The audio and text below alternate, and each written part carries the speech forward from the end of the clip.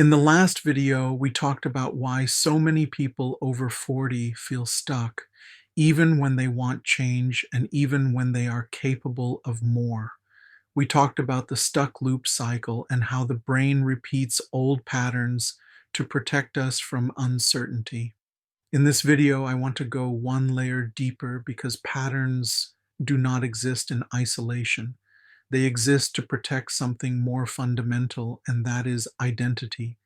If you have ever felt like you know what you want but cannot bring yourself to move toward it, this video is for you. If you have ever felt like change feels harder now than it did earlier in life, this video is for you. What you are experiencing is not a lack of courage or ambition. It is something I call identity lag. I want to start by explaining what identity lag actually is. Identity lag happens when your life has changed, your values have changed, and your desires have changed, but your brain is still operating as if you are the person you were 5, 10, or even 20 years ago. Your external world may be evolving, but your internal self-model has not caught up yet. When that happens, change feels confusing, heavy, and emotionally unsafe. I am speaking about this as someone who is actively working through it, not as someone who has finished the process. I am redesigning my own life, and identity has been one of the biggest hidden forces shaping my decisions, especially in my corporate career and in my attempts to build something new on the side. Understanding identity lag helped me stop seeing my anxiety and hesitation as flaws and start seeing them as signals. Most of us think of identity as a story we tell ourselves. We say things like, I am the responsible one, or I am not a risk taker, or I am someone who values stability. But identity is not just a story. Identity is a neurological structure. It is a network of beliefs, emotional associations, and habitual behaviors that your brain uses to predict the world and keep you safe. Over time, whatever roles you repeat become deeply wired into your nervous system. If you have spent years being the reliable employee, the steady provider, the one who does not rock the boat, your brain builds a model of who you are around those behaviors. That model becomes familiar, and familiarity becomes safety. Anything that threatens that identity feels threatening to your nervous system, even if it would objectively improve your life. This is why reinvention feels so hard after 40. You are not just changing habits, you are challenging the brain's model of who you are. That model took decades to build, and your nervous system will not let go of it overnight. For me, identity lag showed up very clearly in my corporate life. I had built an identity around being competent, dependable, and non-political.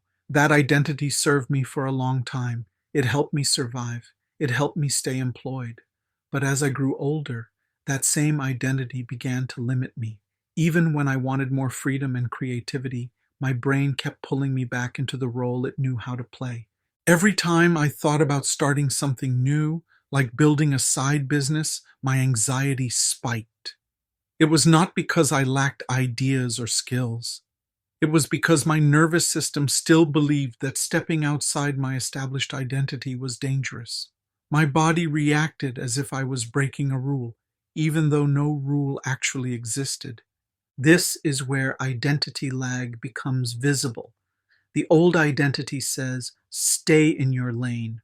The emerging identity says, explore something new. When those two identities are out of sync, your nervous system chooses the familiar one, not because it is better, but because it is safer. There is an important neurological reason for this. The brain is a prediction machine. It constantly tries to predict what will happen next based on past experience. Identity is one of its strongest prediction tools. When you act in alignment with your established identity, the brain can predict outcomes more easily.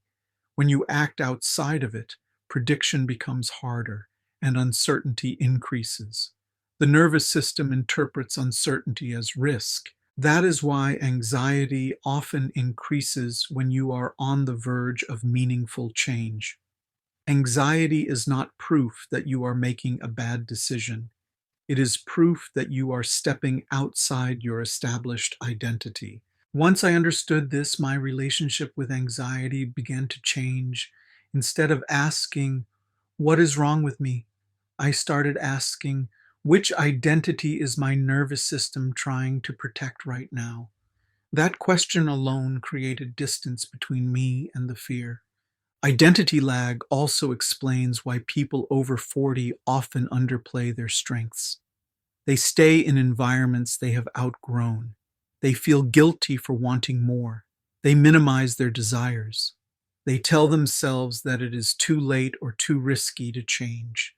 These are not rational conclusions. They are protective strategies generated by an outdated identity. If you live with anxiety, ADHD, trauma, or chronic stress, identity lag can feel even stronger. Your nervous system may already be on high alert, so any threat to identity feels amplified. That does not mean you cannot change. It means your system needs more reassurance, not more pressure. For me, therapy played a huge role in understanding this. Therapy helped me see how much of my behavior was driven by an old self image that no longer matched my current values. It helped me understand that my anxiety was not trying to stop me from living, but trying to keep me within known territory. Journaling became another powerful tool. When I write, I often notice how my language reflects identity. I notice phrases like, "that's just how I am," or "I'm not the kind of person who does that."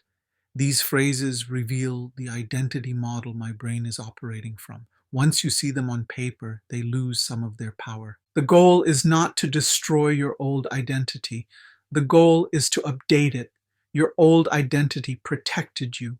It helped you survive earlier chapters of your life. You do not need to reject it.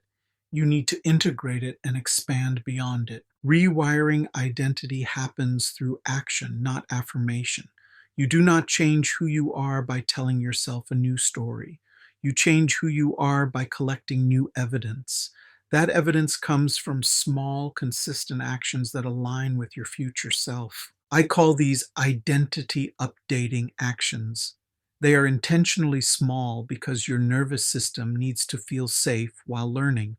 When you take a small action aligned with your future identity, your brain updates its model slightly. It begins to say, maybe this is who we are now.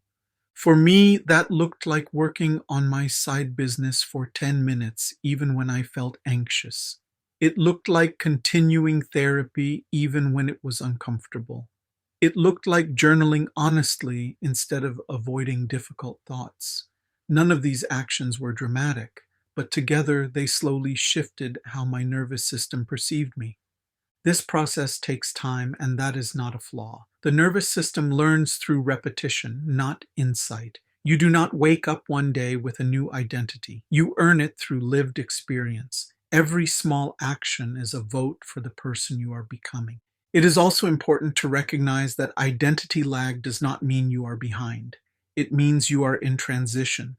Transitions are uncomfortable because the old identity no longer fits and the new one is not fully formed yet. That space in between can feel unsettling, but it is also where growth happens. If you are over 40 and feeling stuck, there is a good chance that your external life has outgrown your internal self model.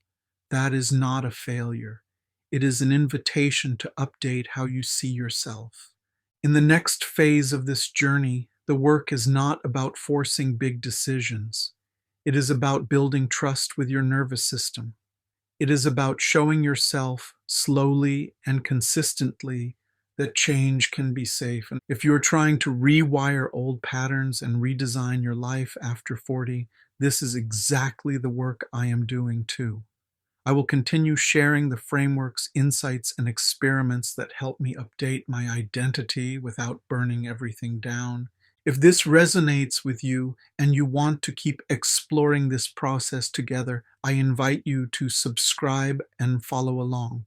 In the next video, we will talk about how to connect with your future self in a way that actually changes behavior, not just mindset.